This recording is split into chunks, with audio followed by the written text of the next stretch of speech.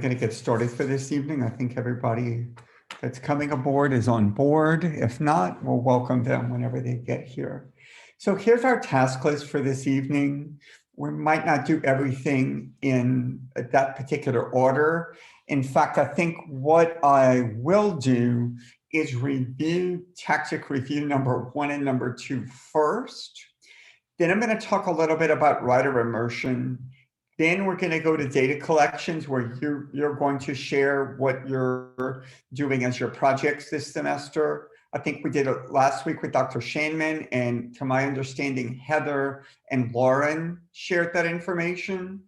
And so we'll plan on doing that accordingly. And then if we have time, we'll move into chapter 6, because there's quiz 6, because there's some of those questions that I did want to kind of work with you on.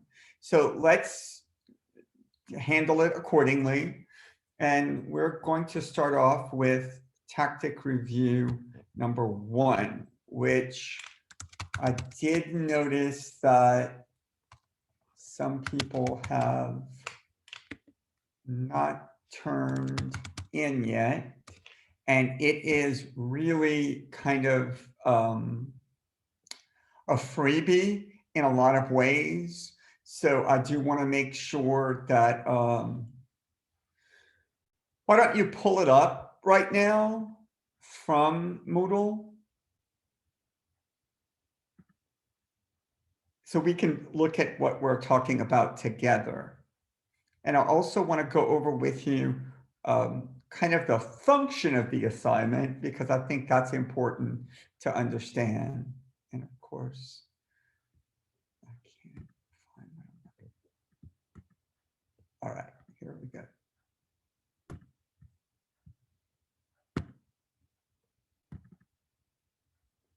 Okay, do you guys see the grid? And the grid I'm showing you should match up with the grid you're seeing in that assignment. So first of all, do you see the grid I'm showing? And second of all, do you have your tactic review number 1 grid pulled up? Yes? All right, so first of all, do you see the differences in that this grid is completely filled out and your tactic review 1 grid is not? Do you see that? If you don't see that, let me know.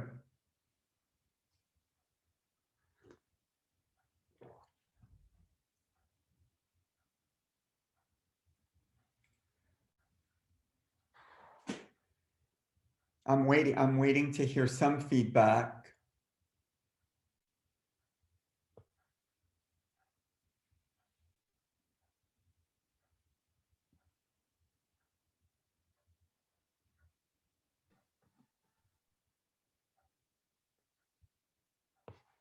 Taylor, do you have both documents? All right. Okay, I just needed some confirmation that somebody at least had that. So what you're going to find is in DTS, at the end of the chapter on tactics, you will see a grid that looks very much like this. There's no trickery involved. The book has a completed grid, and you have an incompleted grid. Does everybody follow me so far? All right. The idea is to get you to look at how to match a tactic with the problem in a very systematic way. So I want you to read through this and fill in the blank, basically. And you should be able to fill in the blank no matter where the blank lies, okay? And anytime you have a problem that you need to put a tactic in place for, I don't care what it is. I don't care if it has to do with parents, children you teach, children you are asked to come in on as a consultant, staff, a colleague, whatever.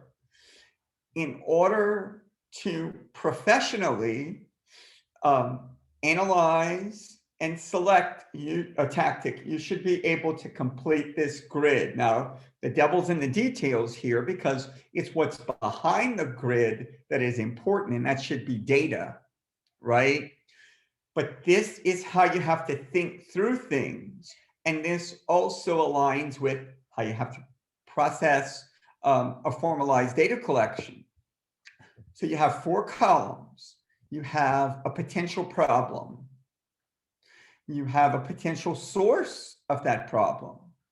You have a tactic that matches with the problem and the source, and some type of descriptor here of how to do the tactic. All right. So, and it's very brief. So like that, it provides you with a starting place when you're trying to figure out what's the best interventions for any given problem. Now, the list of problems is not exhaustive. It does not include every possible problem you're going to encounter in a classroom, at a clinic, whatever. But it does give you a really good starting point. And there's a lot of information here. So the purpose of this activity, again, you do not have to create anything out of whole cloth. But what you have to do when you're completing it is, if this is the problem and this is the source, then what might be the tactic? Let me find that. You type it in, read it enough times, it becomes something that might be contingency shaped for you if you do it enough. You see the source of the problem, you see the tactic, but what is the actual problem? So then you have to think in that direction. Then another time you might see the problem and the tactic, and you have to fill in the source. So it teaches you how to, no matter what the angle is, be able to see how all the parts need to fit together. All right. So there's very little of this that you're going to have to come up with off the top of your head. What you do need to do is find the appropriate section in the grid that's in DTS and match the sample, basically. You're trying to put together like things. And so it really isn't that much of a challenging assignment, but it trains you how to put these pieces together. So when you get to the next tactic review, you have a much better framework to complete that. And I do think that this document is a living document. It can be something that you use every day. It can be something that you use to train people with. It is a great starting point to put it all together. Again, it's not an exhaustive list of all the problems. The source of the problem could be this and maybe others. And the tactic could be varied also, provided that they all fit together.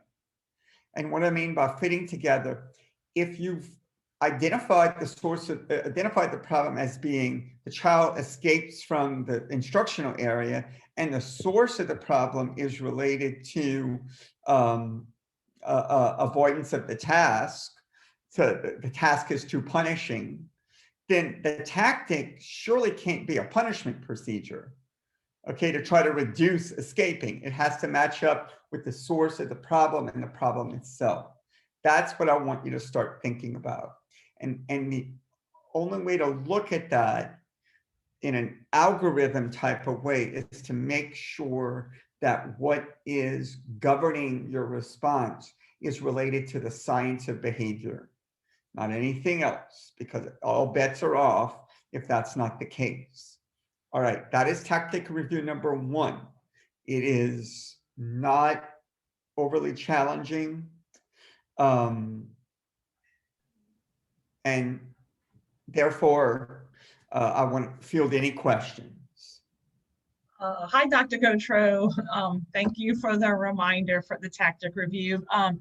So I pulled mine up and it's, well, sorry if I missed this, but the 2 columns that are blank, the first one, it's So it's the same one, those, but we're not going to use the same tactic you used for the example, right? Yeah, you will. You're just filling in the blanks. What? Really? That Okay. is it. Okay. Okay. In this exercise, you are just filling in the blanks. That's my first test to you. Can you do that? All right. I don't want you making things up. I don't want you trying to be creative. I want to make sure you can match the sample. All right. That is Okay. it. And you'd be surprised how that can be a challenge sometimes the first time you do that. So let's get to that part first. And you will also be surprised that reading through it and typing in the answer is a very good teaching tool. Because in one session of doing this, you will be able to contact these 10 different scenarios with 10 different tactics in a short amount of time. Okay?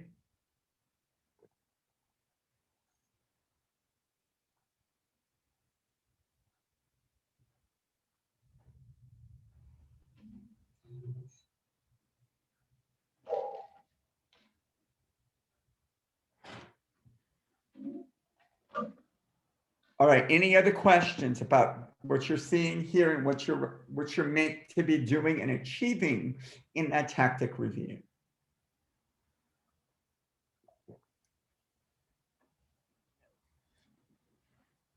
And one of the reasons why I like this assignment where it is it kind of plays off of the two data collections. You've kind of, you understand a little bit more about tactics, and then you're putting this together. By the time you get to your second data collection, there's some things that should be clicking pretty easily. I mean, you guys all have clients and students. You are all collecting data on something that's happening. I am 100% certain that all of your clients and students are not problem-free, right? If that's the case, then why are they receiving either special education or intensive therapy services? So you should be leveraging what you're learning in this class and trying to solve some of those problems. And that is the piece that needs to come together. And that's why I think this class is probably one of the most important ones out of the sequence. All right, now I'm going to shift the tactic review 2 now. So remember what this looked like. The tactic review 2 does take a little bit of extra effort, but I think it's contingent on this tactic review, okay? And remember, there are almost 300 tactics in the ABA literature. That's why when someone tells me, when I get to their school and they say, oh, I just did the ABA, like I have no idea what that means. And what is it that you did? That's also why when people say things like, oh, well, I did ABA, it didn't work. That means you used all 300 tactics systematically in order to isolate the problem and ensure fidelity with the treatment, and none of them proved to be successful. Then if you go back in your ABA 1 class, one of the tenets of behavior analysis is it has to be effective. All right. And if it wasn't effective, then you weren't doing behavior analysis. So you hadn't selected the right tactic, or you hadn't analyzed the problem correctly. All right, let's see if I can find this now.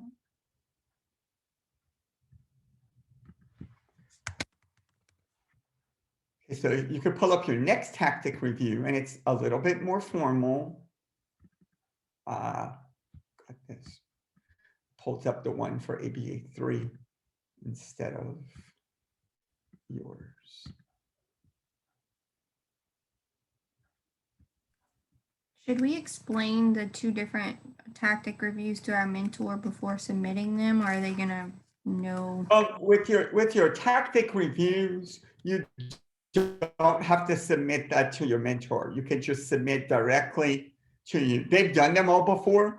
So there's nothing that you guys are getting that your mentors haven't seen before.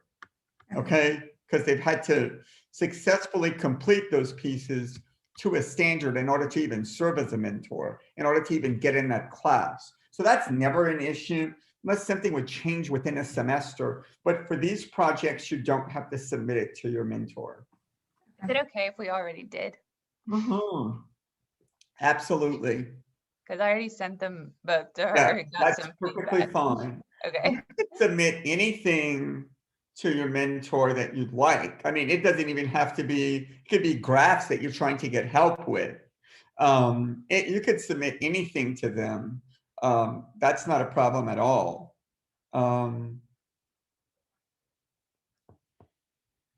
Okay. All right. So have you pulled up your second tactic review yet? I have an example and I'm going to pull up that same example.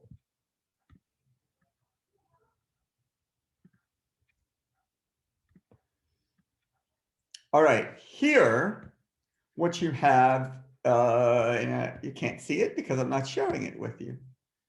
Being selfish tonight.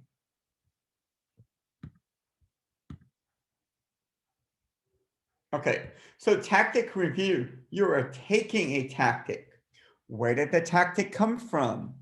I think it could come from your data collections, whatever treatment you're using in your data collection. That's the title of it. You're going to look up the most historical research on it and maybe include 1 or 2 of those citations, just so I know that you know where this all started.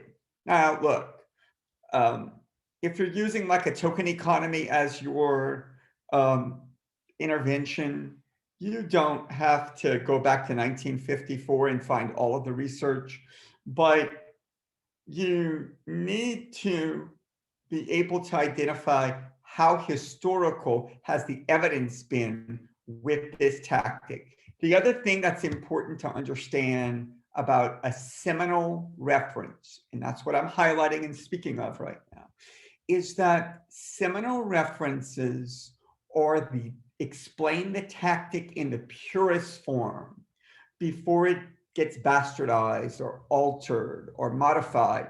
And for you to understand how the science of behavior works, you need to see things in the purest form. That's critical there, okay? Again, I just want to see that you know historically when some of this stuff was first on the market, so to speak. Am I going to go back and say, oh, CC included 1947 Skinner on this, but really he did this in 1939? No, of course I'm not going to do that. But if I know that a tactic has gone back that long and you're putting as a seminal reference something that happened in 2018, you are being tone deaf to the science at that point, and that's not going to really be beneficial to you acquiring a skill set that's going to be able to help somebody. All right, so that's what I'm concerned about. Any egregious kind of head buried in the sand type of thing. So you're just in the first part here that I have highlighted, citing at least 1 article that used that tactic way back when. Okay. And look, all the examples I have here, let's go to, okay. This one, I just included several, but you don't have to include all of those. You just need to include 1 or 2. All right, that's it. And you're not having to memorize that study that they did way back then or do a research summary on it necessarily. No, you're just familiarizing yourself with it. Okay. Now, the next part of it is it goes to what the second part was in your tactic review number one, what's the source of the problem? How is this related to how we analyze things in the context of the learn unit? Okay. What's going on with instructional history, setting events, antecedents, responses, consequences? How does it fit in to that big picture? Why did I select this in terms of this big picture? Okay, why would it make a difference for children? All right, that's it. So you're kind of combining in tactic review 1, the first 2 columns there. That's what I'm looking for. But now I want you to be able to articulate that. All right. And then after that, it is straightforward. How to do the thing, step by step. So in this case, we have a simultaneous stimulus prompt, or what we call errorless learning. Step 1, step 2, step 3, 4, however many steps in detail or in it, because if you're going to teach someone how to do a thing, if you're going to do that thing, you need to know how and if it is being done. You are not providing interventions if you cannot articulate this. All right. So it's really important. It's really important as you quickly become not only hopefully a scientifically sound behavior analyst, you're going to be training people. It's very important to make sure you have the critical features of the thing you're doing. All right, so it needs to be specific and detailed, such that if you drop this on the floor at the bus para on the special ed bus should be able to pick this up and do it. The parent should be able to do it. All right. I should be able to do it. And that's kind of where I draw the line in the sand in terms of your grade. If I read this and I'm like, I have no idea what this person's talking about, that's where you're going to lose points. I'm not going to take off points because, oh my God, you know, she said trigger, and we talked about not saying trigger. It's not a behavior analytic term. Okay. No, I'm not gonna, I might give you some feedback on that, but I'm not going to take off points for that. All right. However, if I myself, as a trained behavior analyst with years of experience, cannot figure out how to do the thing that you're telling me to do, that's going to result in some points loss. All right. I want this to be functional for you. So I want this tied in to your data collections. All the pieces need to fit together. The research summary should be about what you're doing in data collections. The tactic review, at least this one, should be about what you're doing in data collections. And when you get to ABA 3, you have to do the same thing, but you have to do 10 of these, not just one. For this one, what I'm looking for is one tactic review that covers the intervention that you're using or used in your data collection. And that should help you write your data collection, because you can kind of cut and paste some of this into your data collection in your method section, procedures, or whatever. And then finally, to round out this tactic review, is you can have some alternative or supplemental references, meaning you could include some more modern day references. That's not the case all the time. And I just need one or two. So seminal, historical, one or two, supplemental or alternative, more modern day. All right. So it's the same procedure for all of them. Title of the tactic, seminal references, one or two. What's the problem and the source? Why would we do this tactic? Why do we need to do it? And then how to do it. And what's some backup reinforcers that might be more modern day. These weren't in this case, but maybe they were not specific to experimental research. And so that's why they're considered alternative or supplemental. For your purposes, I think it's okay to have your alternative or supplemental references more modern day in nature. So they should not be green to you. If it's a tactic you've used in your research and in your data collections, probably get a research summary on it. So you probably have those references already. Okay. So I don't want you to think about this whenever you're working with a family, with a SPED director, with a client, whatever, you want to be able to produce. Here's why I think we need to use this tactic. Here's the research that is based on, and here's how to do it. When somebody comes to me with information like that, I take them seriously. I'm not, they're not coming to me, well, in my opinion, or I think that it's some good, hard data, good, hard science that this allows you to do. And this framework is going to be part of your career building success if I can teach you how to do this reliably. It would be very difficult if you have to get permission from a building, I'm talking later, you really want to do some things in your classroom, and it would be really hard for a building principal to say, yeah, I know you have research behind it. You've articulated that you really want to do it. You've shown me that you know how to do it, but no, you can't do it. All right. I'm not saying that I've never seen that before, but you make it harder for those types of people to make it harder on you. All right. Any question about tactic review 1 or tactic review 2? You probably said this, Dr. Gautreaux, you had 16 numbers. We may not have 16 steps, correct? That's right. Okay. That's right. And you know what? Write it out. And sometimes, what I used to do is ask my neighbor, your significant other, another teacher, all right, and say, read this back to me and show me how to do this. All right. And in 5 minutes, they should be able to read it, and they should be able to role play some of that. And if what they do, they can just do by reading and not say, what do you mean by this?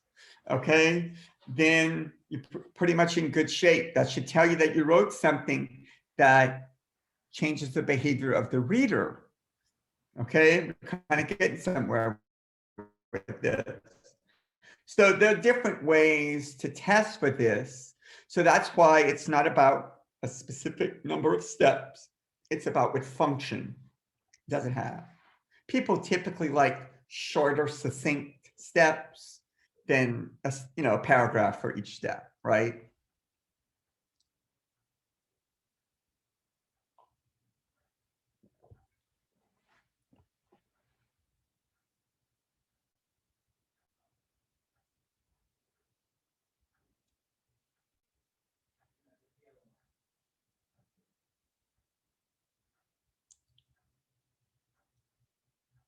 Any other questions?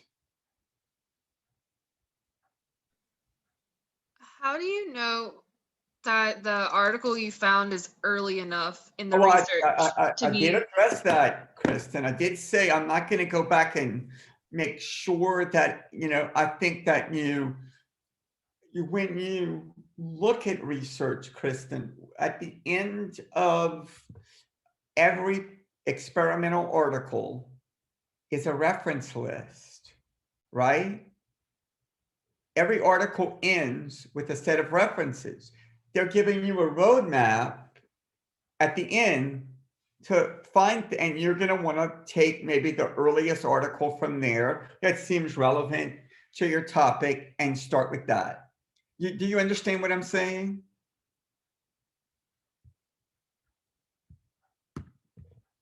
No? Yes? That was Taylor. Sorry, that wasn't Oh, me. Taylor, I'm sorry. I can't see. Yeah, that makes sense. Okay.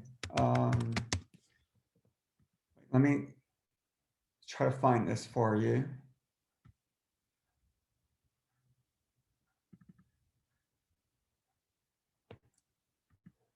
All right, let's see.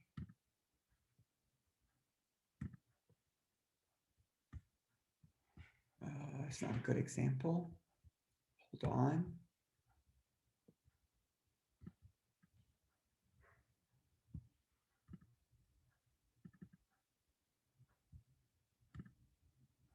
Okay, let me stop and share.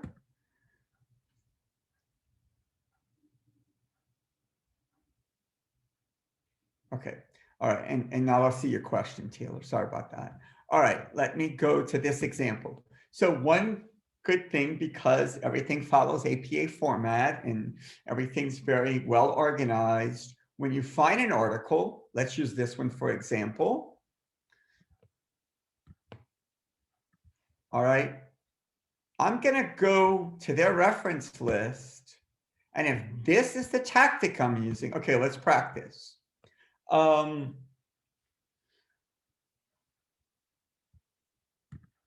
We're talking about error correction procedures, right? So the error correction is the broad tactic, okay? So I'm gonna go to their reference section and look who they cited. So I see 93, 2000, 2015, 94, 2010, 205, 08, 06, 01, 85. All right. 91, 2009. All right. Now look, I'm not telling you this will give you the definitive answer. I'm telling you for the purposes of this class. Okay, you follow me, Taylor? What I would look at is, okay, the earliest article in here is from Iwata in, I thought I just saw it. No, not Iwata. Sendler, 1985. However, when I look at the reference section, it's about an alternating treatments design. So not necessarily about an error correction. So let me look at the next article, which could be the Rogers Iwata article. That's the one that's the earliest after that. So I would, if I'm going to do error correction and I'm going to use her procedures, then I would cite this Iwata article as being a seminal article. Does everybody see how I got there? All right. Here's what we don't know. I don't, and this is fine for this class, but I need to take you out of this also. I don't know if Tiffany, the author, okay, I don't know if she came in contact with even the earliest research in error correction. I'm depending on that. So to find that out, I might have to look at 3 or 4 or 10 articles and then take a look at all of that to determine if that is the case. You need to know that. One article does not give you definitive information. However, for this class, I'm trying to show you an abridged version of the process. So you could understand that this is not about you going on a wild goose chase. It didn't take us 45 seconds to figure this out. All right, don't make it harder than what it has to be, and leverage the resources that you have, which would be access to articles, right?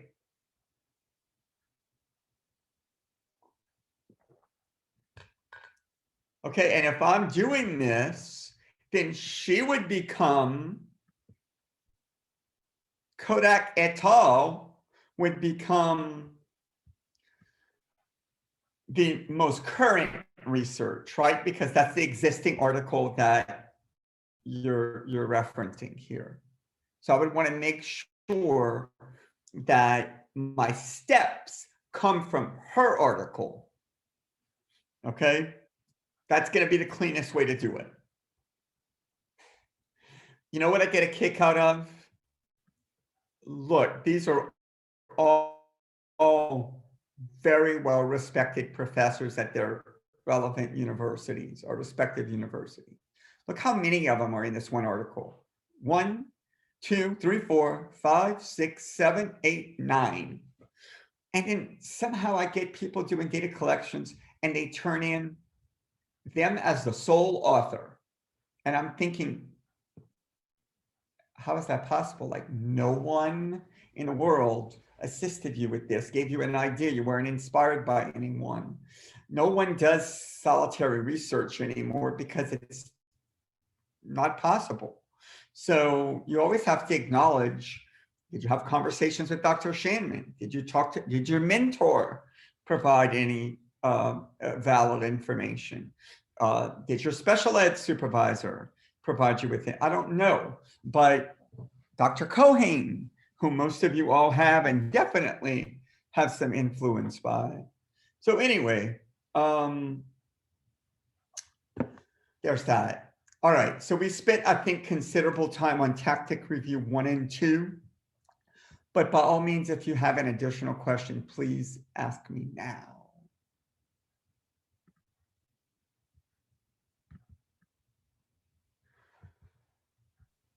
Is the tactic review 2, is that how our tactic reviews are going to look like in future semesters, or do they evolve?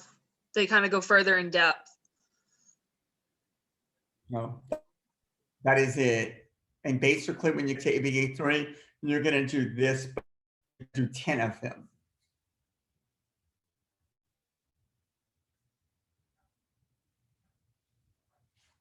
That's why it's important to get the system right. And then what you want to do is, as a professional, have a nice little binder of all the tactics that you're doing this with.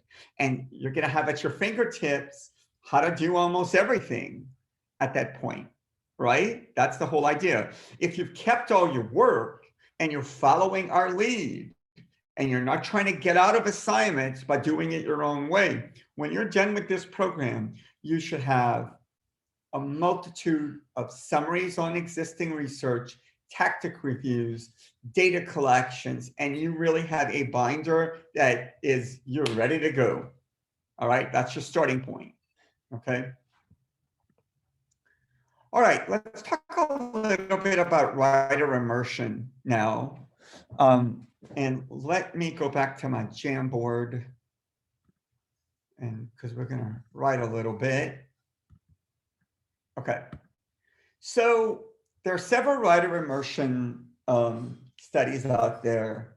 If you guys need help finding them, please let me know. I think the challenge is always how is it spelled. What you want to think about is typically most authors spell it immersion, IMM, rather than immersion, and with an E.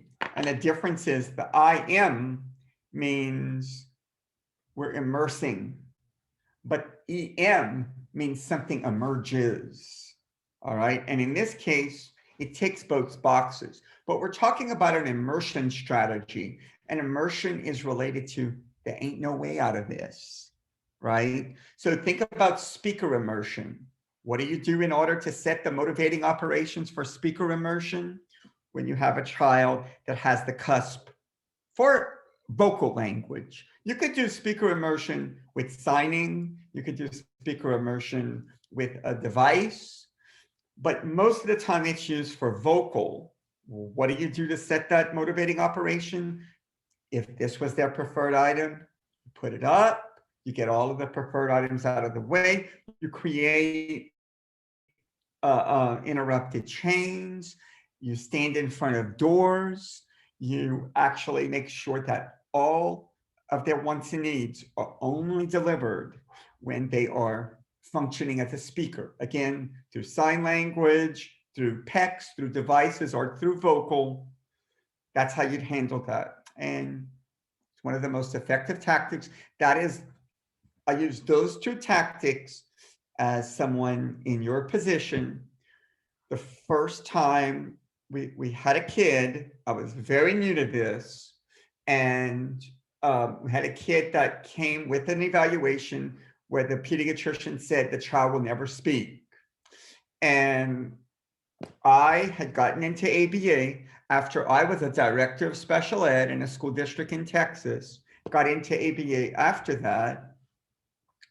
And I was just trying to do it because at that time, ABA was kind of something that people knew about and I didn't know that much other than when I learned as an undergrad or graduate student, which wasn't that much. And I got to learn how to do this, right? I'm the director of special ed. Oh my God. Okay. And not that many people in my position did know a whole lot. So, so I'm kind of going through all the motions. And early on, I think the second week, and must I remind you, like, I think this is an important part of the process. I was director of special ed, making a lot of money, where most people my age were thinking about retirement. And when I wanted to do this thing, I was like, I'm going to learn how to do this. I'm going to get it right. So when I went to Dr. Greer's program, I was like, oh, well, Dr. Greer, I'm leaving, and this was a long time ago. I'm leaving a job. I'm making a 6-figure salary. I need, how is that going to work for me here? He's like, I don't know, because you're going to be a technician, a para, and you're going to make $11,000 a year. You got to figure that other stuff out. Okay. And I was like, oh, wait, I didn't realize that. So here I am, I'm living in Dallas. I just bought an apartment. I thought I was making a good salary for a person of my age. And the next thing you know, I'm moving to New York City. I have no money and I'm making no money and I have to figure it out. Well, let me tell you, and you have to pay a lot of money for tuition. And there's something about that is like, holy crap, I've got to learn how to do this really well, because I'm going to only have this amount of time to be a real student. And if I don't learn it, everything I got to pick up on after that is on my own. I got to claw for it. Number two, if I learn this well, then I could command my salary after this. So this is not where I want to make the big bucks. It's once I've learned how to do this right, that I can demand the big bucks to a certain degree. And of course, that's important. I had to figure out how to pay my student loans, right? So I remember the second week I'm into this, we get this client that comes with an eval, will not speak. And Dr. Cohane was like, well, you're going to do the speaker immersion and the rapid motor imitation to induce language. And I was like, no, because it says, Dr. Cohane, that the child will not speak. Why are we trying to induce language? I got the eval from Dr. So-and-so, the neuropediatrician. And she was like, oh, yeah, okay, you're going to do this. Well, guess what? The child spoke. Okay. And I was hooked after that. And, I think it's important for me to share that and the context by which it occurred, because I realized that this is why in education we are having the same conversations we had 30 years ago, because it is not driven by science. And that's why this class is so important. And I've also realized that that is definitely what makes the life of a student in Louisiana much more challenging, because I think to a large degree, it's driven even less by science in our state. So I'm not saying that we don't have the capabilities of doing more, but it's not happening. And I think the teachers that leave this program after, almost a good 10 years now are starting to make a difference. So anyway, that's why I think this class is really important for you to kind of get your heads around. All right, let's talk about writer immersion. Okay. All right. So with anything that we're doing, we have a point at which we have to determine if we have a problem. And that happens in a baseline phase. So with writer immersion, what information do we want? We want data on the child's writing. So do they write with subject verb?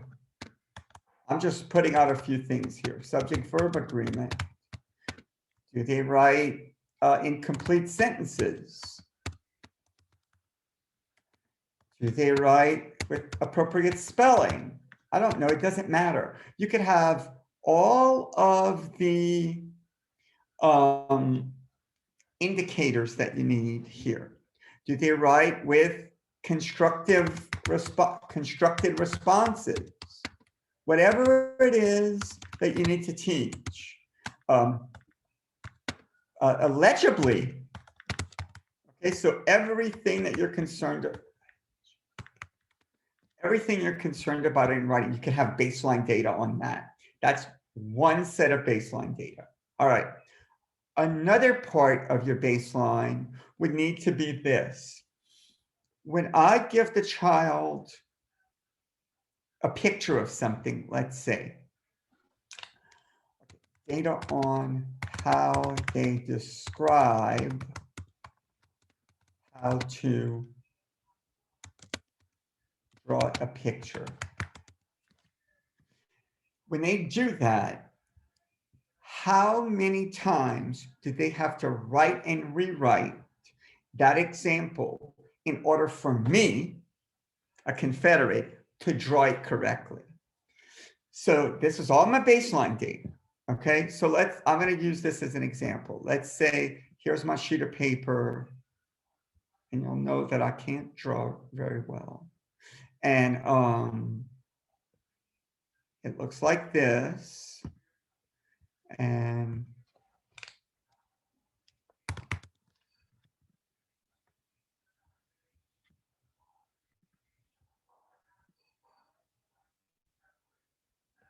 okay, so I'd give this to the child in baseline. So again, I have these baseline data, all the things you need to be worried about as a teacher that's trying to incorporate writing in their curriculum.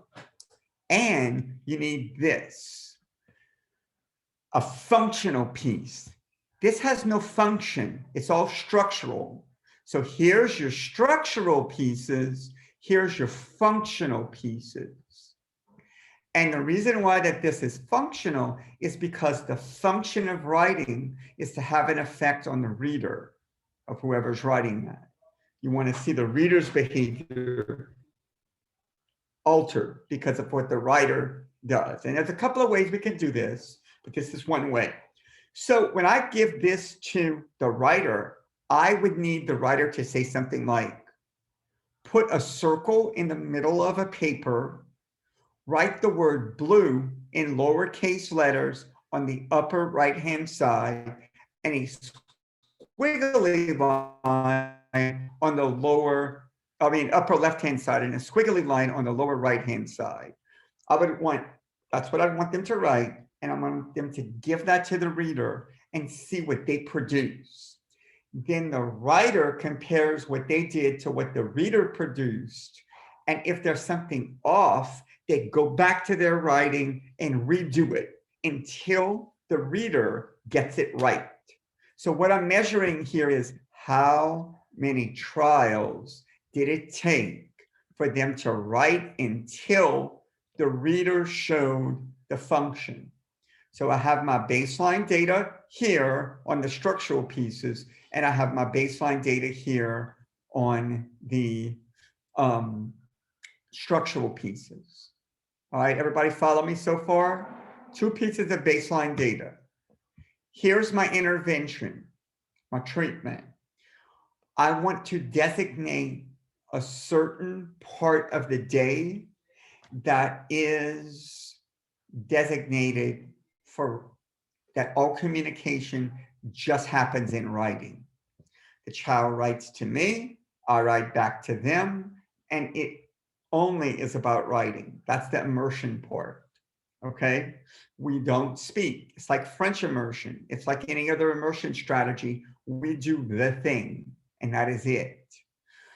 And we could even do things like if the child's turning in for reinforcers, we give them a written manned book where they might write in it, what do they want to trade in for? We write back, give me 10 tokens, go right ahead. They write back, thank you. And in that process, what we're doing is this. We're going back to this, and if they're not writing with subject-verb agreement, we're not delivering the reinforcer. we might say something like, right, I don't understand what you're saying. It doesn't make sense to me. And then they will have to reread it and say, oh, okay, and then change it. So you are actually responding contingently in the writer immersion strategy based on what it is that they're supposed to be doing. What are the things that you're supposed to be teaching? What you're not doing is saying things like, oh, I know what they meant, so I'm going to just give it to them. Or they spelled it wrong, but I get, if that is what you're truly trying to teach, and the child has the prerequisites for that, if they don't, they shouldn't be part of a writer immersion, all right? Then once they have met criterion on that intervention, okay, which you would set, 90% accuracy or something like that, it doesn't really matter. Then you go back once the intervention is complete and go back to baseline and look at these measures. How are they performing on these same things you measured the first time? And what do their recycles to criterion look like with the functional writing?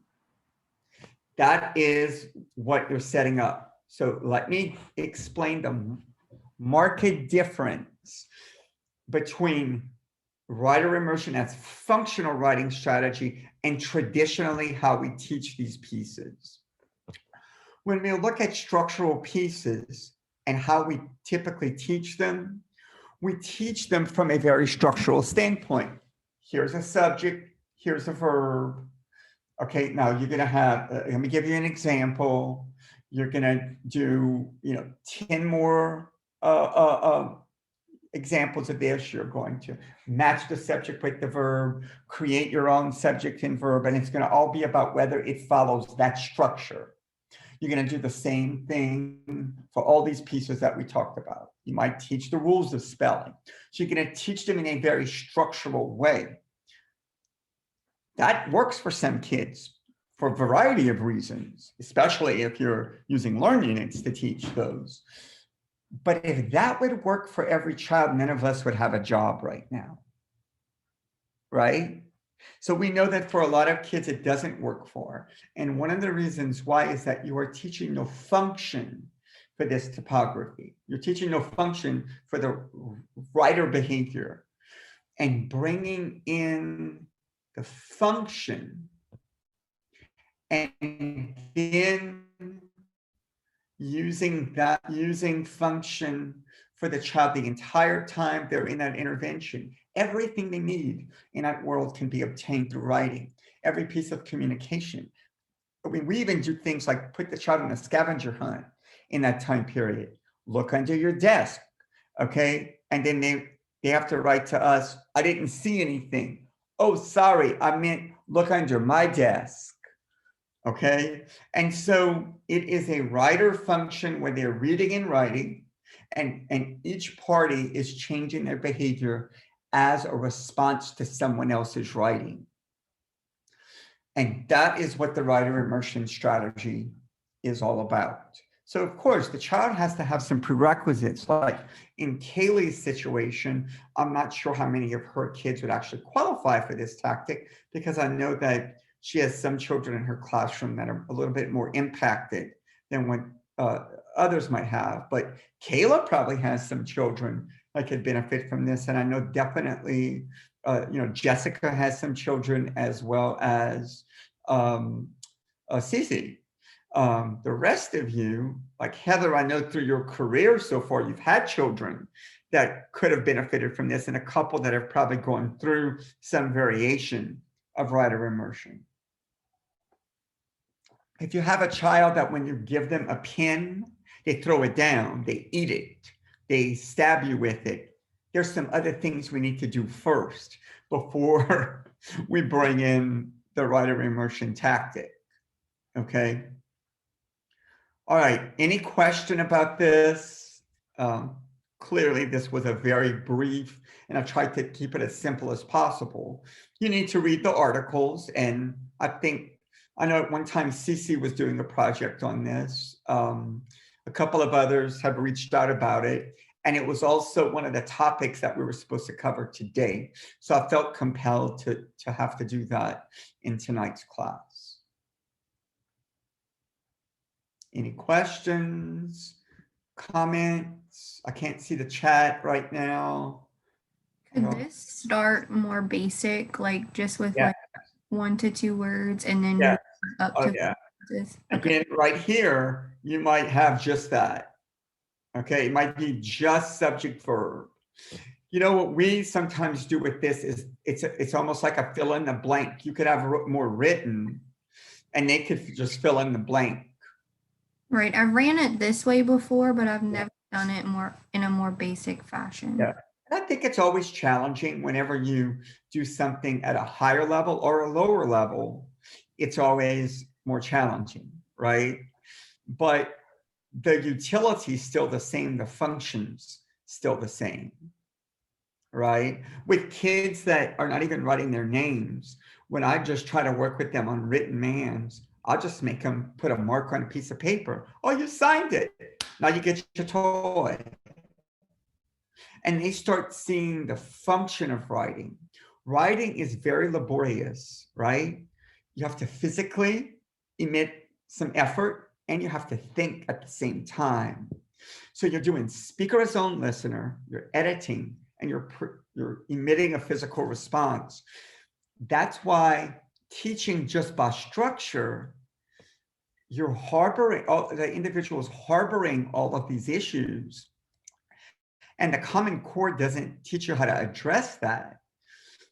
Our point is that you can use the science of behavior to address everything in the Common Core, but by using behavioral principles to get there. You're going to get there where writing is not going to be aversive and instead has a history of reinforcement rather than a history of drudgery and punishment and all of that.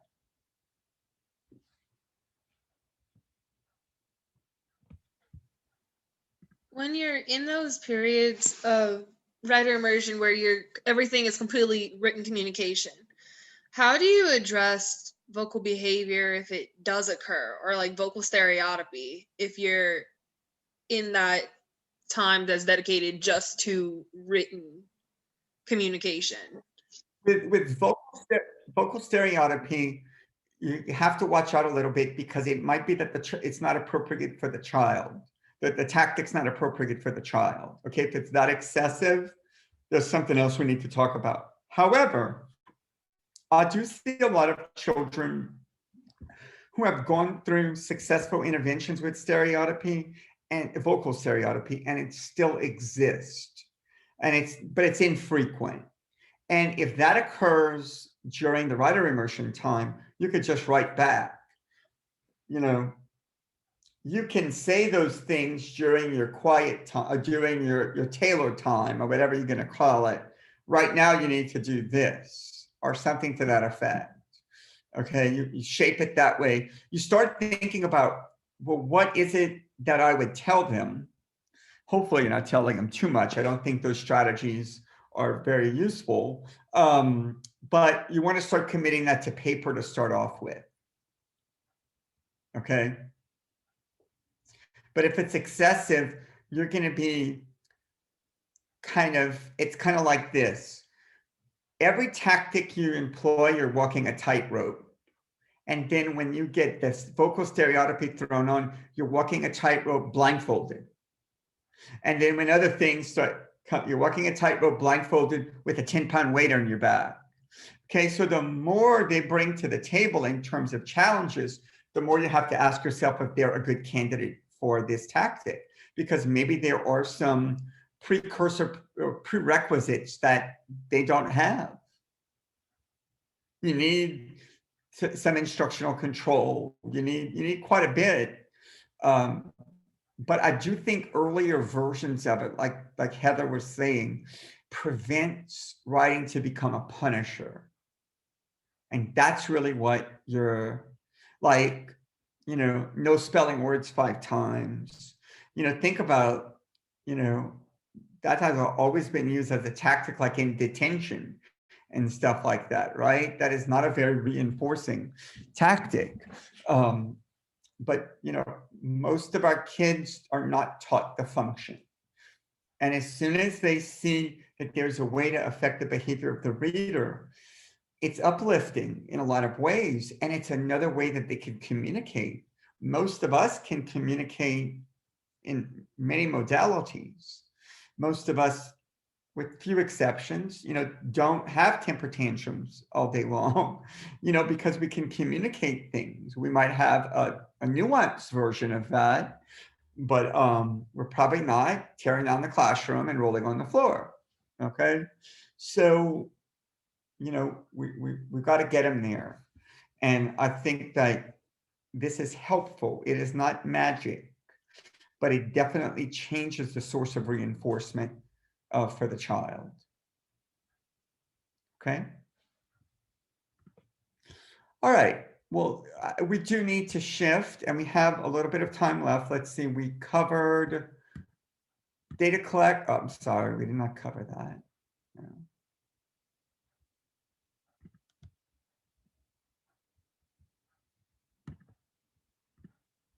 All right. We did writer immersion. We did tactic review 1 and tactic review 2. So let's shift to data collection right now. I'd like for you guys to each take a turn and tell me what you're currently working on with the kiddos that you're working with that will be part of this class. So I don't need a lot of information, but I want you to take me through where you are right now. And I don't want to call on you, but I will if I have to. Okay. You just need information on what we're doing. Yep, that's it. Okay, I'm currently. You go after me if you want, Taylor. I was just asking if he wanted graphs, like how we I'll do take data anything I can get, shares. whatever I can get. All right. Okay. You have to do it all eventually anyway. So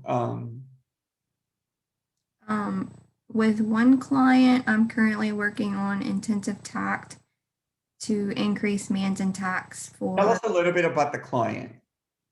He is a 7-year-old listener, emerging speaker. He has some speaker pieces. He doesn't have all the speaker pieces yet. Okay. Working on tact. So why? So it's an emergent speaker. So give me the rationale for using intensive tact. Why can't you just teach them tacts? Because he does not have social reinforcement consistently. I guess he does at times. It does function as a reinforcer, and other times it does not. So the intensive tact is almost like an immersion strategy in that aspect. Right. And just flood them with text to where the only reinforcement they might be getting for a period of time is your response. Yeah, before we started the protocol, he was right? emitting. Wait, what did you say? Oh, what I said was with intensive tact instruction, you're hijacking the reinforcement to where you're almost making it all social. So the only time they'll get reinforcement is from the social interaction. Right. So I think that's kind of a good starting point. I'm going to assume that the child had tact instruction prior to intensive tact, and it just wasn't enough. It wasn't sufficient enough. Yeah, we're trying to increase his social behaviors. And okay, so let me ask this question. This is really important. So, because you guys are in practicum 3, so I know you've had conversations about tact before. And don't answer this question, Heather. I'm kind of setting up everybody else. What is, when I'm analyzing the learn unit, what is the source of reinforcement for the tact? Don't answer, Heather. If I'm going to determine if that has been, if the reinforcement has been provided appropriately, what's the source of reinforcement for the tact?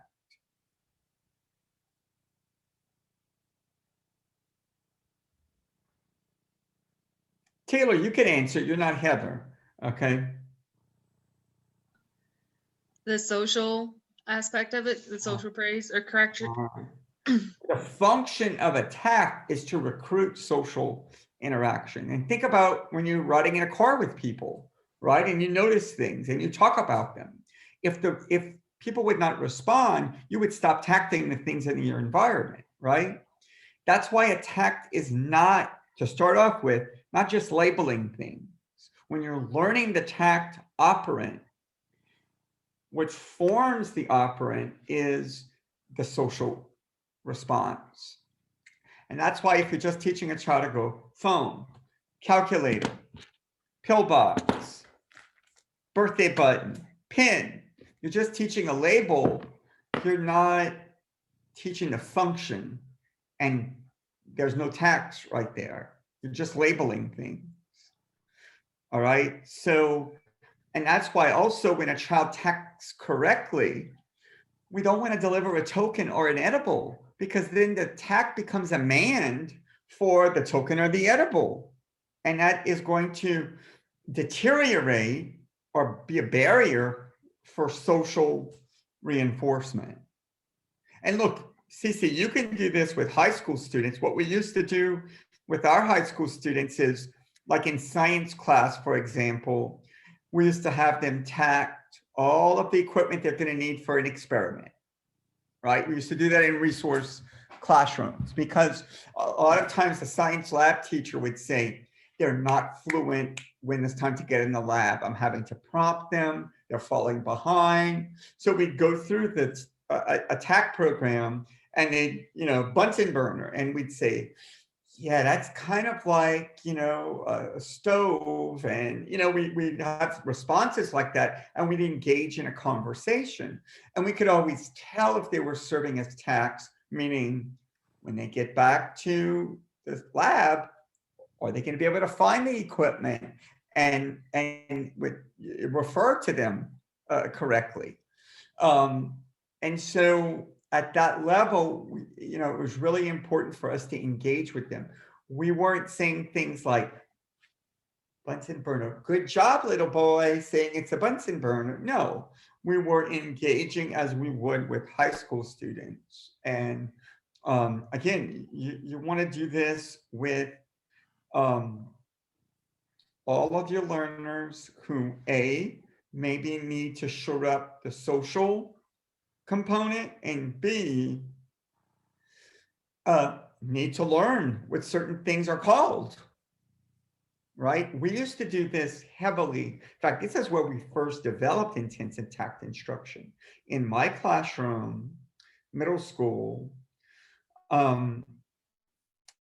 where we were working with disenfranchised, so incarcerated youth, juvenile delinquents, and we'd get things like this. They didn't have the words for things. So they go, oh man, the thing, yeah, that thing, on a thing, oh, you know what I'm talking about, bro. Come on, yeah, it was like 20 minutes of things, but there was not one accurate tact in there, okay? So we used to do what we used to call rapid tact training at that time. And we'd go into a room and we'd have them talk about everything they see, and we'd engage. So I'll never forget this. I had one of my guys who came to school in 100-degree weather with a full-on puffy coat every day. And everybody was like, always be careful what's underneath that puffy coat, Don't ever ask him to take off that puffy coat, tell him what it's going to do to us if we ask him to do that. And he was trying to tell me to put down the blind, like the classroom blind, because it was kind of, and he was like, gee, take it, it's up, put it lower. It's too much. Come on, man, go. And I was like, we're going to do a rapid tacting program. And I think we got him to tact every type of window treatment you could possibly imagine. Balloon shades, levelor. I mean, I don't do everything. Well, guess what? That guy knew what the blinds were after that. And you see what happens is, in their social circles, the other people they're talking to are saying the same things. So they are getting reinforced from those types of things. However, it serves as a barrier to their access to other parts of life. Some people don't want to hire people like that. Only certain, people end up engaging. So it ends up becoming this vicious cycle of some crime and poverty a lot of times. It really does. And so that's what we found happened. And Geneva Schaffler, once I had uh, gotten my promotion from para in the classroom, I went from sped director to para to teacher, then I started training the people that were coming up in the program. And Geneva Schaffler was my para, who was a first-year student in our program, and she ended up doing the seminal study that's been published on intensive tact instruction from that. So I think the utility really goes a long way. And, I even think with kids who are emergent speakers and are just making sounds, you can do things like accept first sound as accurate and, reinforce that with praise and tickles and high fives and social. And that's one of the differences between when speech and language pathologists teach labeling, which might be important. Maybe you need to label the tact accurately. And when we talk about tact, if I go to one more IEP meeting that I hear a SLP say, oh yeah, we do the same thing, we do labeling. I'm like, but it's not the same thing. It's the same thing. I'm like, okay, I am not coming to you saying that it's the same thing. You are. Do you even know what a tact is? All right. And what's been helpful is when we get speech and language pathologists through this program, and that's been helpful. We see a lot of kids benefit from that because it just goes to the next level. And that's been quite an eye-opening experience for me. All right, Heather, let's keep going. Okay, so I'm currently working with him on set 4. So intensive tact adds 100 additional learn units a day. And it's typically done during free time, play type settings to where it's away from the table. With him, we do have a little bit of instructional control issues from time to time. So sometimes it is done near his table, but we do try to get him away from that area when we can. That's important. It's appropriate to do it all over the facility. And I would encourage, in the hallways and offices, I would put some tax, just on laminated paper. I'd do some tax on a computer or iPad. I would do some tax in a book that you make a tact book with, and you just move it around and do it like that, to where it's an immersion strategy in a lot of ways, that everywhere you look, you want to talk about things, right? And you want those to be unprompted. Try to avoid saying, what is this? You want to model when you see things, you talk about it. Otherwise, you're going to have a child that doesn't speak until somebody asks, what do you want? Or what is this? Okay, so anyway, keep going. I'm on set 4. He's probably going to master it by Friday. He does master things fairly quickly because he does have gaming. So finding targets for him has been a bit difficult that he does not know. You can always do some contrived targets, right? And I know that a lot of teachers question the use of contrived targets. How functional is that? Guess why it's functional? When you see something for the first time and you don't know what it is contrived to that person. When a child word for the first time they've never seen before, that has no function or meaning. So you're creating a situation where even things that I don't know that you're making up have an interest to me, right? And you could use widgets and wingdings and all kind of things. You're immersing that person in whatever I look at, whether it's something I know or not, selects out my attention, and I'm going to talk to somebody about it. So think about those types of things. I could send you some contrived things and look, you know, push the envelope. You could do that with not familiar but unknown items like science lab equipment. He might not know what a crucible is or a test tube or those types of things, right? So they become novel and contrived to a certain degree, even though in reality they're not contrived to the child when they've never seen it before and they've never heard the word before, you know. So after set 4, we'll move to set 5, and then I'll post probe. I Okay. probed his. Okay, so tell them this, tell them where the probes occur, because that is your measure to see if this is working, and tell them what you're measuring. So what Heather just described was her treatment, but what is the dependent variable or the measurement? Increasing man's tax, intraverbals, and conversational units during free time, play, like I think it's lunch, play, and there's another setting, group setting. And you could even look at instructional time, it just can't be the things you're instructing in. Okay, so if you did a set of technology devices, then if they start talking about iPhone, you wouldn't necessarily count that because you taught it. What you're trying to see is, do they start talking about other things? So it can be during instruction, but you need to note that, okay? And those are done across a 5-minute period to see how you'll get That's within not a lot, right? It's a good little litmus test.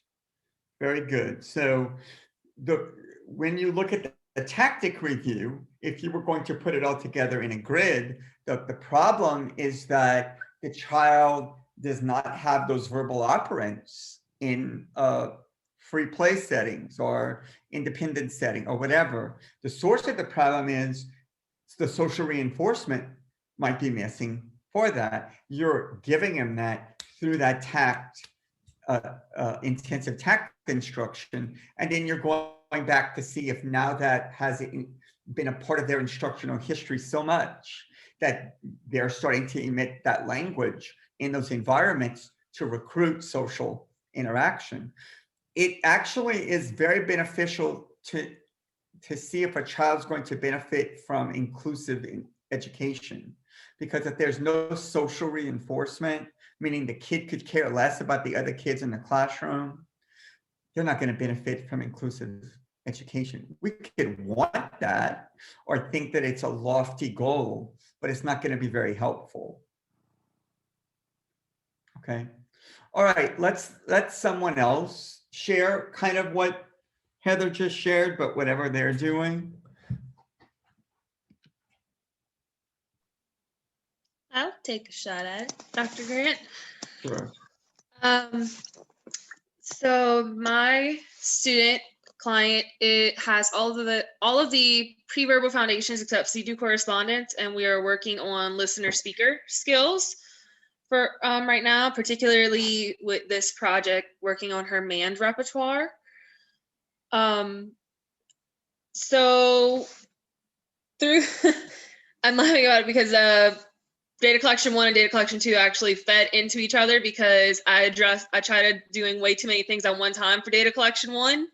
So I had to go in and we had to go back and focus on one thing and clean it up for data collection 2 to have a clear measurement. It was a big limitation. For example, I didn't have a proper experimental design. I was trying to increase frequency of mands emitted per day, increasing accuracy of mands, and I was focusing on 3-word mands, saying I want something, and it was too much at one time. And it was actually through the data collection that I realized those limitations. So currently what we're trying to fix up with her is knowing what she has in repertoire. So for her mands, for example, she does not man for help.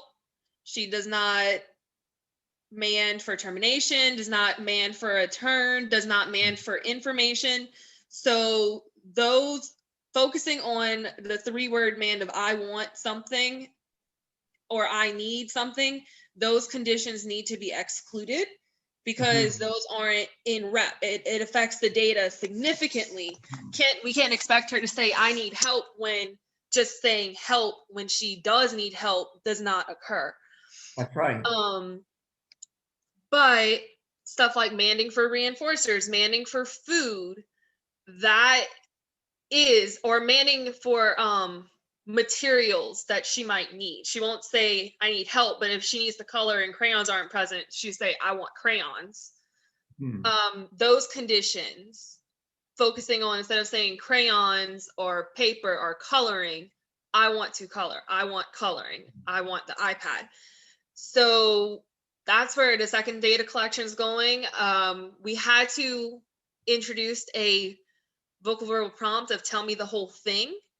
And she actually finally mastered that last week. So I have probed removing the prompt and just focusing on an echoic if she does not elicit I want whatever it is she is manding for. And we're moving forward with it from there. But if I don't mind sharing the graphs. I realized how much the graphs didn't tell me what I needed because I was trying to focus on way too many things. And the graphs only showed me really the manding with 3 words. I want whatever item it is that she would want. I also learned one of the limitations. Taylor, I have a question.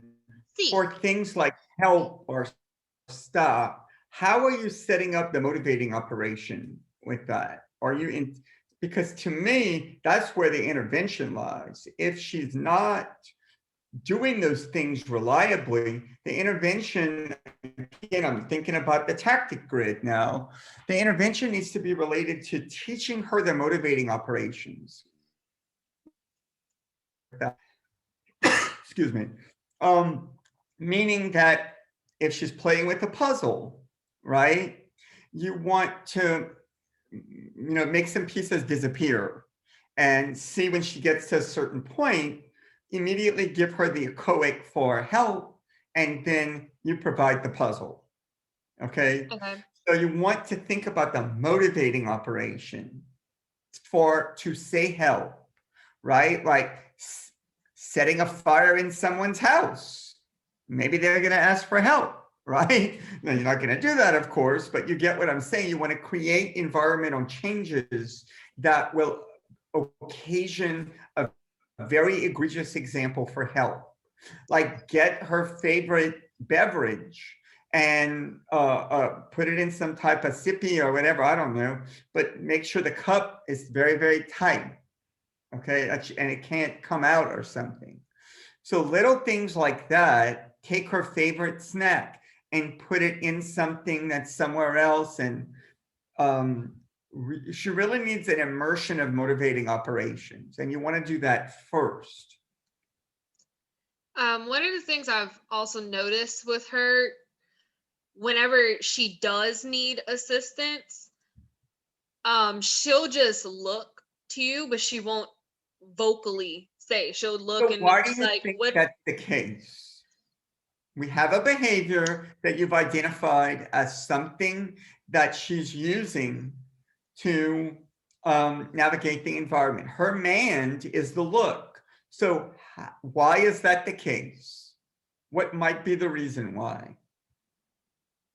She's been taught to stop and look, and or help will be given. When she does that, those things are provided.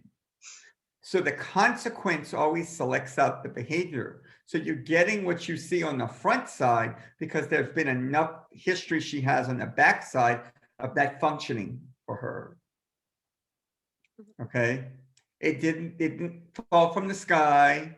It's not happening for no reason at all. Okay. You follow the trail, and that's where the trail leads. So think about this. If I look and I get $1 million, I may not work to get $1 million, right? I don't think any of us would, okay? So it's about the payoff. You got it. That's why it's important to not bring in the I want, and I don't even care how she says help. She could go help as far as I care. At least it's an approximation and you want to provide it immediately, because if the response effort to start off with is too effortful, the behavior is going to diminish, and that's based on the matching law. The matching law is the individual emit the least amount of behavior to get the most amount of reinforcement. Okay, and what you want to do is make sure that that's occurring at a level that's beneficial to that person. And it's not going to happen through punishment. And I think getting him to say, I want whatever, is effortful. It might not seem effortful for us, but for a non-reliable speaker, it's very effortful. And so now you're taking the very thing you're not getting a lot of. So clearly it's a problem with reinforcement, and you're making it harder to do. And really, Taylor, that's a good example of structure, right? You're worried about the structure. I want her to use all her words, okay? Because of how it looks and how it sounds, not because there's function to it, okay? You're gonna get there. You're gonna get them to a point where they're gonna start using all the words, but you've got to induce some other cusp en route to that, okay? All right. Does anybody else want to share anything?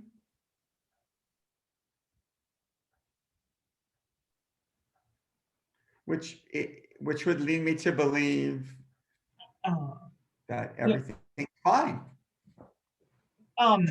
Okay, Dr. Gotro, I'll share real quick. So Okay, sure. Unless we're out of time or I'm on your watch right now. So okay, so all right.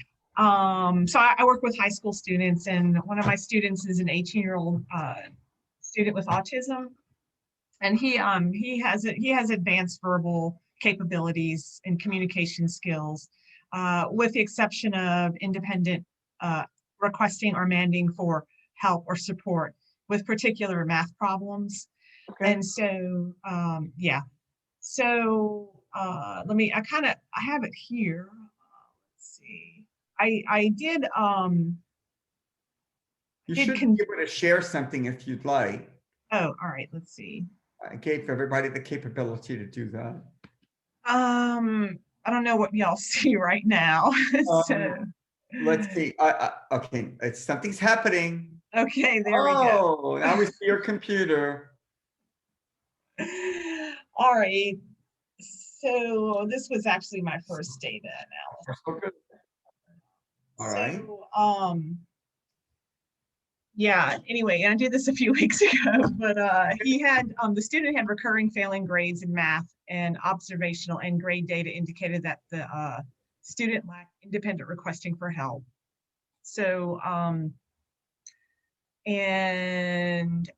what I did, the teacher increased repertoires by using the teacher as a strategic scientist construct to build upon student learning and the acquiring of a new verbal cusp to independent requests for help. Post-study, the student learned to independent solve math problems and independent requests for help. So some of the keywords were repertoire, contingency, shaped behavior, strategic scientist, and learn units. So I increased the learn units. And as I said, he was an 18-year-old male. He was enrolled in a 9th and 12th grade math curriculum with exposure to the high school curriculum using his accommodation. He was functioning on a 3.5 grade level in math, computation, and a 3.7 grade level in applied math, according to an informal math assessment. His math grade fluctuated, changed consistently each semester between an F and a D, or D and an F. He did display appropriate classroom and school behaviors, but occasionally he would hit hand to desk to seek teacher attention. The student was verbal and had typical communication. That's a man's right there. All right, it's just not an appropriate one. Oh, right? Okay. Oh, yes. Okay, Dr. Gotro, I see. Yes, that's right. Yeah. So I'm going to skip all of that. Okay. Skip that. Skip. I had some literature review. Okay. Can you get the part where you're talking about the actual, like, Yeah. procedure. What did you teach? How did you teach it, and so on? Yeah, thank you, Dr. Coach. I'm actually going there right now. So lessons were designed using the teacher as strategic scientist. The implementation of a new learn units provided with opportunities to appropriately respond when needing help with math You problems. increase the number of math problems, and in that he had, and those problems were challenging for him, so he had to ask for help more. Yeah, I also did contingency shaped, like where I arranged and designed my instructional environment for him to achieve. Also, Mhm. I'm not sure if that makes sense, but that yes and yes on both of those. So the learn units were as follows: the student in desk and looking at the teacher says, so what I did, I'm sorry, Dr. Coach, if I'm repeating myself here, but I modeled kind of, look, I held highlighters because I had to teach him, I had to teach how to do the math problem. And then I had to help him understand how to man for help when he needed to do the math problem. And that was all part of the math instruction. Yeah, okay. So Okay. I had him look at the highlighters in my hand. The student looks, the teacher models solving the math problem using the highlighters. Additional learning units were added that included the use of highlighters and transitioning the teacher from modeling of solving the math problem to the student independent doing the math problem. The learn units for verbal requests were student. So when the student was in a preferred task working at his desk, I would verbally remind the student on a non-fixed schedule, remember to ask for help. I would just say, remember to ask for help. And the student would reply, okay. So, and the study was conducted daily within a 54-minute class period for about a month. The dependent variable were the student's correct responses to math problems when new tactics and antecedent presented. The student replacement behavior, appropriate verbal requests for help rather than hand. That's it, Dr. Gocher, that's what you were saying, rather than hand to desk. And then the independent variable were the presentation by the teacher of new stimuli for learning that included the learn unit, highlighters, reinforcement, and positive praise. So you could see an increase in the request and a decrease in the hand to desk. Yes. Now, okay, well, all right, keep going. Okay, so I did this graph, and I'm not sure if I'm totally accurate on all of this or if this was, but the graph shows his independent solving and requesting So for you help. were trying to get him to do one or two things: solve it correctly or ask for help. Those were the two things you were measuring, right? Because of course, if independent solving goes up, then he's not going to need to ask for help, right? Right. So here's what I want you to think about. I actually think that this is the whole thing right here is your baseline. I do. Because I think that what you did is simply make sure that you had a full learn unit in place. Okay. I think what you could do from this point forward is to give him a checklist, like on his desk, a little card that would be a checklist that he needs to check off. That is he doing those? So it's about rule governed responding at that point. And it's about self-monitoring and self-management. And just think about the things you want him to do so you don't have to say it anymore. You want him to say it to himself. Okay. But I do think that I'd be curious to see what type of questions he was asking when he asked for help. I don't think you need to include that. I'm just curious. And I want to see if this occurs outside of your teaching. So does he come to you for anything else but math? Actually, no, that is correct. He comes to me for math. Well, he's in my study skills class, so. Yeah. So when he comes to you for study skills, are you guys doing any other thing but math? We do. I do like a social skills type kind of study skill embedded into part of that 54 minutes review. And And then of are there course, any assignments for them to do in that particular period? yeah, so And does he typically, ever have questions with those? no. Mhm. And should he? Like, Well, what's that's a the good nature of the assignments? Like, are they things that people would tend to ask questions about, or are they things that kids can do independently without having to interact? Actually, they're independent, but they also like from early on, October, November, part of it was peer engagement, like an activity, a social skill activity in the class that would require peer engagement or peer conversation or peer communication. Sure. And then what transferred from that though was his additional support that he needed in math. So then math brought more attention than the social skill training. Sure, sure. Now, one thing I want you to think about, Cece, is, for example, here you have independent solving. Okay, the orange bar, right? Mhm. Okay, and I see one on here. What I don't know is one out of how many? Like, was he supposed to solve 10 things? 1 out of 4. Okay, all right. So what you want to do is probably take your graph and get rid of 4.5 on there, because there's no way you could achieve 4.5. Okay. Okay. Okay. And leave 4 as that, and you could even put a red line across at 4, Okay. showing that that's your ceiling, right? They can't get higher than that, correct? Okay. Now, and I think if it's fixed out of 4, then I like the fact that you're using the actual number and not a percentage. Definitely like that. That is really good. But here's what I want you to think about. Right now, this is all teacher directed, right? To me, you are making sure that he has clean antecedents, clean instructions, and that is your first test as to how he's responding. Now, what I want to see is, what can you give him in the form of a checklist that would help him learn how to solve a problem independently? And you have room to grow here, right? So out of 4, you only have his last one that he hit at 4.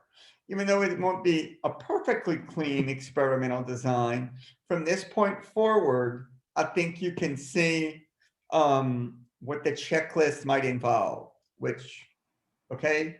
So I'm gonna put you in contact with, let me see if I could find it here. I can't get out of this screen. Okay, hold on. Let me see if I could look it up on my phone. The computer's. Oh, here we go. All right. Mary Jean Morsico actually did some work probably about 25 years ago, seems like yesterday, on the use of checklist in math. And let's see if I could find this. Google Scholar.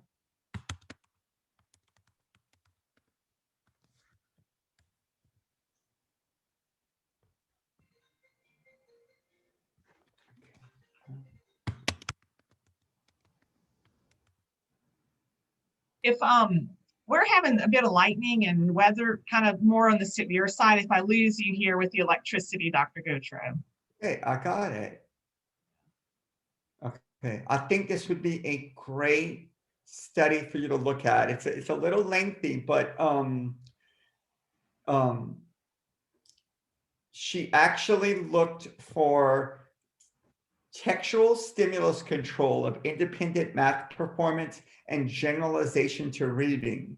And let me read you her, a combined multiple baseline AB design across 6 students was used to test for a functional relationship between textually scripted verbal behavior, self-editing, which is part of the checklist, and independence as measured by the latency of time between task initiation and seeking help or ceasing to work, which means you completed it.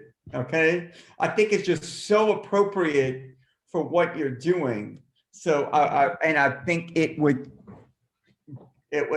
definitely Thank you. go a long way into helping you frame some of this stuff. Okay, so let me see if I can find a way to get this to you.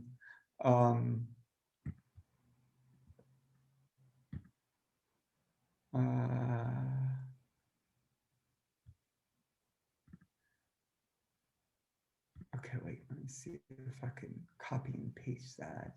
All right, it's probably not going to happen in this class right now, but I'm going to see if I can get it at some point.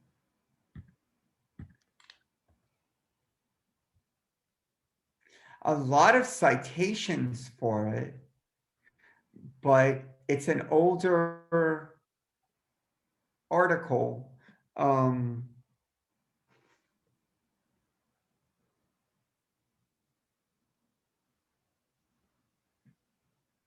Okay, I need to work a little bit longer on it.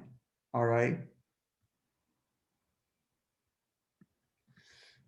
All right, and if we can't get you the whole thing, I'll get you enough of it that would allow you to do something with it. All right, but that's where you are. I think you're really in a place right now where this is. I'm not telling you to go back and change anything. I get the gist of what you did, but I think this is really your baseline, and that what you want to see is now. You don't want to be in a place where your tactic is reminding the student all the time. You want to transfer the stimulus control from you having to say it to something else. All right, and that's where your real tactic lies. So anyway, this is great. I think this is a super starting point for you, and I definitely see that some pieces are coming together. All right. All right, guys, if anybody else has questions or anything to share, I could certainly stay on longer, but if not, we could call it a night. That's completely up to you.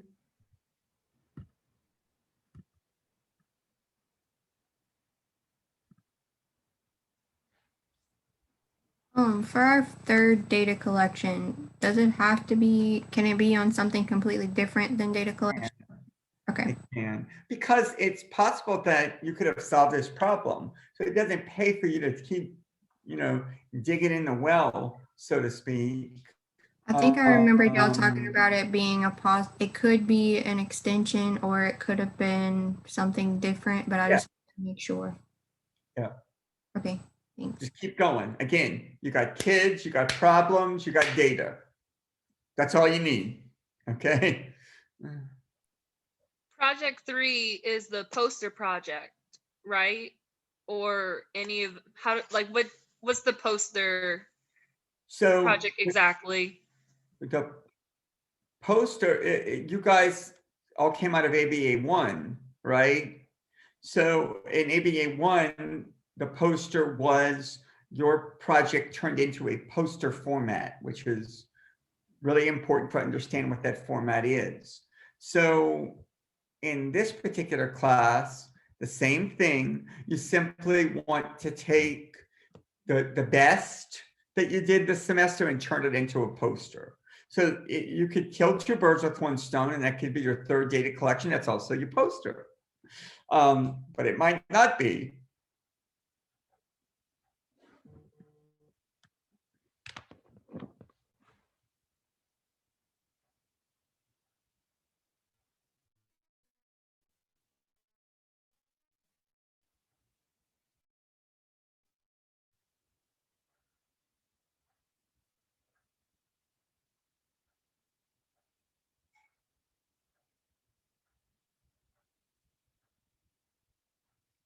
All right. Well, please, if you have any questions, don't hesitate to reach out. When you ask, it's kind of like CC's study, right? I can definitely provide some assistance.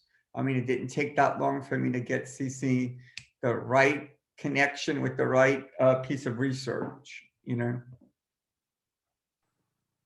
I do have a question about oral motor imitation. About imitation? Oral motor. Oh, motor imitation. Yeah. Okay. Yes. I'm trying to find research on. Um, I don't know if I'm implementing the correct words to be able to locate it. Makes sense. And you want oral motor imitation, but what are you looking for with that? Just any research? Yeah, just to kind of get an idea of how, not so much how to run it, but I don't know. It's my first time ever doing it. And my BCBA kind of talked to me about it, so I'm not exactly sure which route to take for it. Okay, but here's my question. Is that your tactic? Like to me, that is a dependent variable. What is your tactic to try to, like, you know, that's where it's going to make a big difference Okay. on what shows up.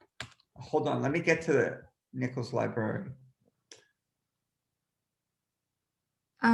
So this specific client, he makes sounds, and you can see that like he gestures towards things for commands, but he's not emitting.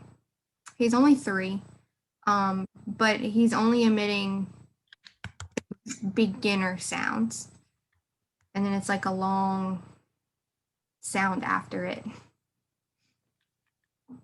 So I did talk to her about it, and he was just taken off of the pacifier, so I think it would be a good time to try to start those pieces.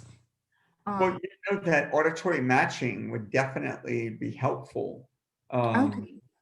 So I'm going to tell you right. Let me show you what it did here. Okay. I went to the Nichols Library website, and in the search, I put oral motor imitation. Huh. See that? Yeah. And I got 104,000 hits. Okay. Okay. The On second Google Scholar, one, I guess that's my error. Sorry. right. The second one looks promising. The effects of oral motor imitation behavioral fluency on measures of echoic behavior. Okay. That looks kind of promising, right? Yeah. So that might be of interest. And I think that this person's reference section is going to be a treasure trove. All right. Okay, that works. I had been looking at Google Scholar. I guess that's my mistake because I was I mean, on Nichols. So I'll find. So I did. I'll find it on Google Scholar, and then if I can't find it there, keep in mind, the librarian can get just about anything if it's not. It doesn't appear to be readily available. I've tried to email the librarian or whoever you had given us, but I didn't get any feedback on it, so I'm not sure if I did it correctly. Oh my God, she's quite active. Copy me on it. Okay.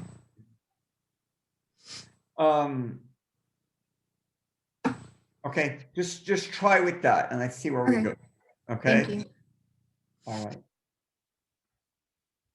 And you might want to try vocal imitation or something like that. You know, just look at a couple of variants and make sure what you're looking at is like maybe all text. So anywhere in the article that they mention that you want to see it pulled up. Okay. All right. Good questions.